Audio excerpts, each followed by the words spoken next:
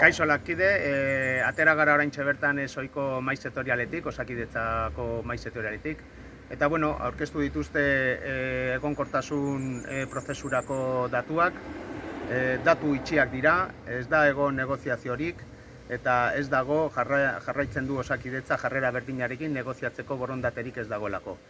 Esan behar dugu, aipatutako zenbakiekin, esan aldugula Europar legeak ez dutela beteko, behin-behinekotasun tasa ez da jaitsiko 8%, Europar legeak esaten duen moduan, eta, bueno, kopurua da 3.700 plaza, prozesu horretarako, eta gu pentsatzen dugu oso urrun dagoela behar den zenbakietatik.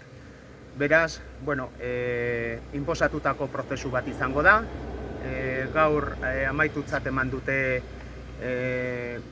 prozesu negoziatzaile hau, eta bidaliko dituzte kopuru horiek. Beraz, LAB sindikatutik helarazi nahi dizuegu, greba egiteko deialdia, maiatzaren 16an daukagu beste aukera bat, jakinarazteko zuzendaritzari inposatutako prozesuetan ez dugula parte hartuko, ez dugula sinesten eta desblokeatu behar direla gatazka guztiak garapen profesionalarekin egindan moduan. Beraz, guztiok grebara, maiatzaren 16an, eta borroka jarraitzen du eta merezi du. Beraz, aurrera eta kaleetan ikusiko gara.